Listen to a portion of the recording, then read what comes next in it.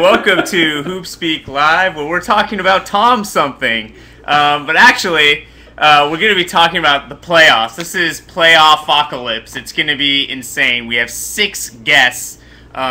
Ethan is maybe going to drop in. We're not sure. But right now, it's me, Beckley Mason, with my man, Zach Harper. What's going on, Zach? You know, I am just enjoying the movie Honey right now with Jessica Alba and Missy Elliott.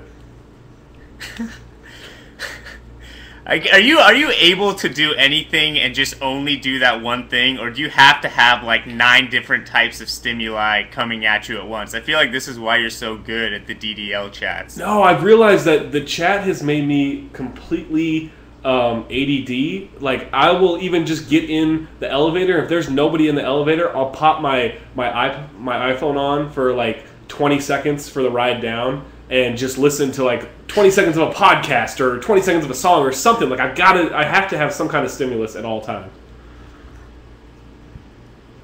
Oh, that's really healthy, I'm sure. So before we get into something that's really important to both of us, I want to first bring up who our guests are and encourage everyone who's watching to join. Click join and ask questions so that you can converse with the likes of Howard Beck from the New York Times, Brian Windhorst, ESPN, Royce Young, Daily Thunder, CBS, Lang Whitaker, NBA TV fame, TV's Lang Whitaker, Jessica Camerado from Boston, and Skin Wade of the Mavs telecast. So this is an awesome show. I'm super excited. We're going to have a lot of really smart people with a lot of information. So join and ask questions. But first, out of control. The topic du jour. It looks great. You clearly are using some styling product, and I like it. Natural. All natural. As in, like, hasn't showered in a week natural, so you just do this and the hair sticks? It was windy today, and it just stuck like this. Alright, caramelizing onions. Let's get right down to it. Ugh. Recipes always say it takes 5 to 10 minutes, maybe 15 max, to caramelize onions.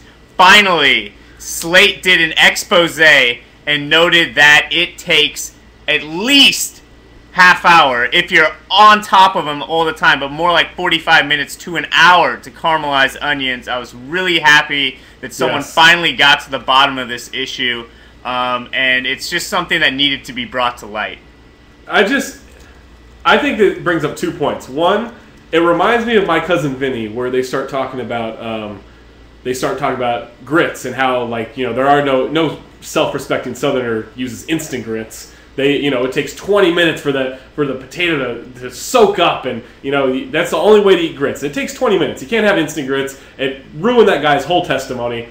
Second, I think it proves what a racist culture we are, where we just see something has become brown. Like you put the onions into the pan for 5 minutes, it starts to brown a little bit. Oh, brown, caramel's brown. That's what we're going with. It just shows how racist we are as a country to think that you can caramelize onions in under 30 minutes. It's that point really got off the rails immediately. So we're talking about a lot of the competitive series, but let's get one series that has not been competitive out of the way early. If you were on the internets, you probably saw people making cases for why the Jazz can really push the San Antonio Spurs. After 8 quarters, we know that this is absolutely not true. This is basically a nice little workout for the Spurs. People were joking about whether or not they should bring Manu, Duncan, and Parker to Utah, or if Pop would give them a little rest like he does in the regular season. Zach, where did we go wrong? Why didn't everyone know that the Spurs would just absolutely massacre this Utah team? I think we're all a little gun-shy from, the Lakers Mavs series last year and the Spurs-Memphis series. You know, people thought it was going to be a good series, but I don't think a lot of people really thought that the Spurs were going to get upset. Obviously, the Manu injury was a big factor, but I don't think that we really expected the Lakers to get handled like that, obviously, or the Spurs to really lose to an 8 seed. And I think that everyone's just kind of hedging now, where you're like, the Jazz probably can't compete, but their size advantage, it matters. You put Derek Favors out there, he's +6 in the series, and they're like -52 whenever he's not playing. I think that it's just kind of hedging your bets, and I did the same thing. I thought the Spurs should roll Utah, but you don't want to dismiss Utah and then have their fans come onto your chat every night saying, "Oh, you're a hater, you're an idiot, you don't know what you're talking about." That was my reasoning, at least. So you're just protecting yourself from potential embarrassment. That's all we're ever doing. It's intellectual vanity. We're just hedging the pick and roll so they don't get burned. That's all it is. Well, speaking of hedging the pick and roll, that has been an issue. Segue, professional. Bam! For the Utah Jazz, they've had a really, really tough time keeping Tony Parker out of the paint, as people expected. I think that that's something that when they go with that big lineup where they have Millsap, Jefferson, and Favors on the perimeter, you're still asking Favors, who does a pretty good job, but Jefferson to play pick-and-roll defense against Tony Parker, who is probably, besides Paul, the best pick-and-roll point guard in the NBA. And it's not been good. And then I think what's really been interesting for me is watching Danny Green totally not miss a step in the playoffs. Come in, shoot the ball confidently, attack the basket, like he means it. He and Gary Neal look like there's so much, so much more ready than, the wings and the backup players were for the Spurs last year when the Memphis bench really pounded them. You're a strategist of some kind. I'm curious how you would defend the pick and roll with the Spurs and Tony Parker. I mean, you can't go under the screen now because Parker will pick you apart.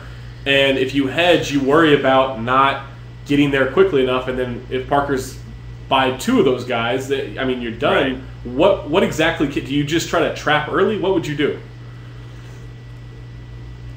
Yeah, I would try to trap really hard, and otherwise, I would basically do the old, like what they used to do with Steve Nash, where when they have pick and rolls in the middle of the floor, basically make him make 15-footers all game. I mean, Tony Parker might get 40, he might get 50, but I think when you start letting him drive and pass out to the Spurs and then they start pinging it around the perimeter, you're done. So you either have to hedge really hard and hope that you can push the ball to the least likely threat, and hope it's not Kawhi Leonard in the corner, but it's Kawhi Leonard on the wing, or you just give him a little bit of space and hope he doesn't score 50 on you.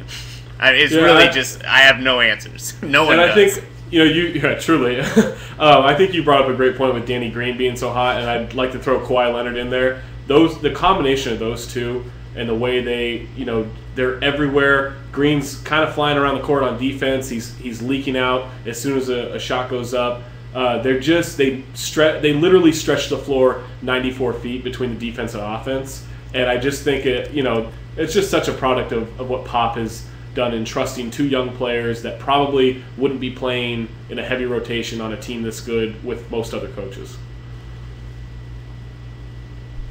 Yeah, it's so awesome, too, because he's got, those 2 young players, but then he also has, Fatty McDiao and Steven Jackson coming off the bench. And those are super entertaining guys for, the exact opposite reason. It's just, the Spurs are such a weird collection of people.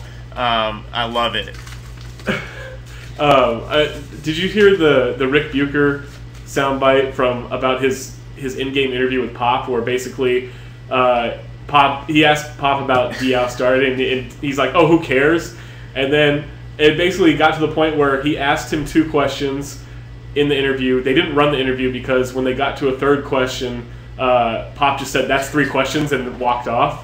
It's just an unbelievable. It's on ProjectSpurs.com. You go check it out. They've got the soundbite. It's phenomenal. I would love if fake Coach Pop is actually Coach Pop on Twitter, and he's secretly that's who he actually is.